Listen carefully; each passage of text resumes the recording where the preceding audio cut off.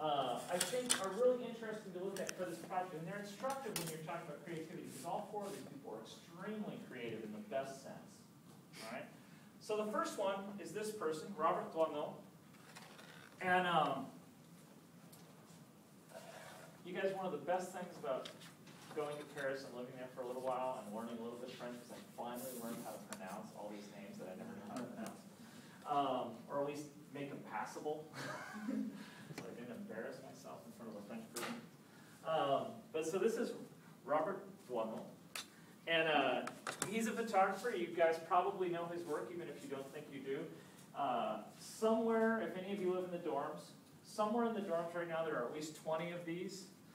20 examples of Robert Doisneau's work, because he's the guy who did that famous poster, that famous photograph of the Parisian street where the guy has bent the girl down and is kissing her, you know, and it's called The Kiss. That's Robert Doisneau's work. So he's famous for that photograph, but he actually, his other photographs are incredible. He's about the best I've ever seen at this. Comic juxtaposition. Finding a thing and seeing it a certain way or next to something else, so it made an incredible photograph, a funny photograph, or striking photograph. So here's some examples. Now, I'm not really a fan of deconstructing jokes or things like this, but I want to talk about this one for a second because it's the first one. Why does this photograph work creatively? Do you see that if you took that case and you turned it like this, it's not funny anymore? Because when it's like this, we think of it as a person. When it's like that, we don't think of it as a person. So that's what I mean when I say staging is important to your idea. If that's staged improperly, that photograph doesn't work. As is the case with most of his photographs. His photographs depend on staging. Okay, so here are some more.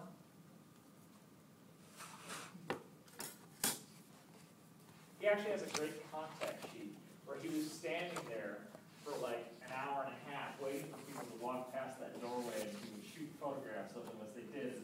There's like, there's all these kind of crappy ones that didn't work, and then he got this one. Why didn't you just ask somebody to stand there? Because it's not the same. It's not the same. You get, and you'll see this in the next one. Actually, let me see what that is. This next one is not the one. Okay, I love this next one though, because this next one, people walk by these statues every day, and I'll bet you no one before him noticed this. You know, and from the way where he shot it from, the way he staged it, it's funny. Now this next one is really funny because this was another one where it was a setup, and he was shooting people's reactions. You know, and he did it because he was getting candid reactions, and there's no way you could get this good of a photograph staged, I don't think. And I love it.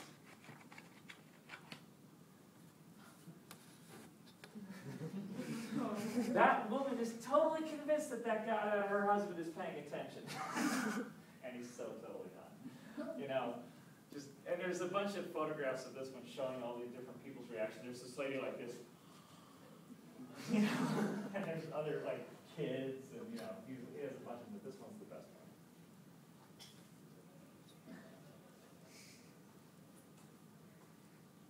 one. Okay, now Chip Kidd is another artist. Chip Kidd is the closest thing the graphic design world has to a rock star. He's amazing. He is one of the most brilliant, creative guys out there right now, in my mind. I have this great story that I like to tell about how I was introduced to the work of Chip Kidd. I was telling it to a student last night, or alumni last night, actually, because they're doing something related to this. When I was getting out of school, I decided that I wanted to do book jackets. And I didn't want to just do any book jackets. I wanted my work to be associated with the better designers and the better publishing houses because it made your work look better. It kind of elevated everything. It's like, there's a big difference between being in a Spielberg movie and being in a movie, you know, by an unknown director. You know what I mean? In terms of, you know, it says you're associating with those people. Your work is going to come up with it. So I wanted my work to be with these great designers and great publishing houses. And so to research this and to figure out who I wanted to approach, I went to this large bookstore in Pasadena. It wasn't a Borders, but think of it as like a Borders or Barnes & Noble. It was that scale, kind of. And I grabbed a basket, and I just walked around and I grabbed all the books that I saw. That, man, that's a cool cover. Oh, that's a cool cover. That's a cool cover. And you know, I was thinking, I'd love to have my work be designed around that intelligently, by the designer. So I grabbed all these books. I went and I sat down in the cafe, and I was going to take them out and write down the art director and the publishing house, the address, all this stuff. So I pick up the first book, Chip Kidd. Pick up the second book, Chip Kidd. Pick up the third book, Chip Kidd. I picked up 22 books, and out of those 22, 18 of them were by Chip Kidd. And I was like, holy crap! Like, who the hell is this guy? Because I obviously like his work. Well, not only were the 18 of the 22 by Chip Kidd, 2 of them were by his coworker, and 1 of them was by his assistant, and the 1 book left was by some lady in San Francisco. But it's like 21 of 22 books that I picked up were from the same 3 people working in the same office. Okay, so this guy's work is really intelligent in terms of its creativity, and let me explain what I mean by that.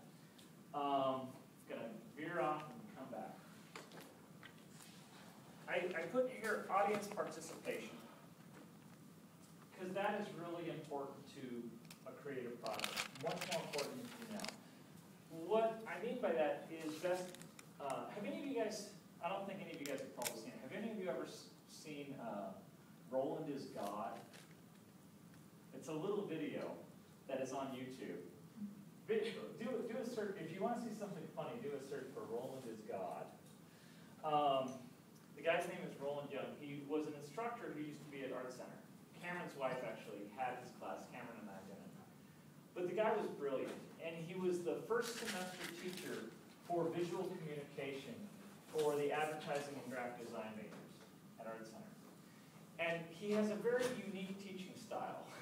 Let's just put it that way. That's what the video is about. One of his students secretly taped him for a semester and edited it into like a greatest hits of Roland being totally weird.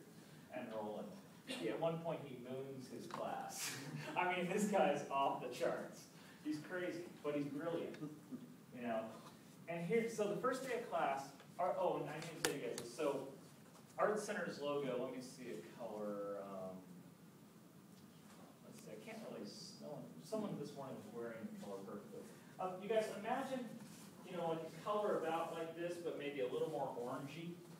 Kind of like a dusty red orange. Actually, hold up your pen there. Like kind of in between that color and the color of Farinac's shirt. Okay.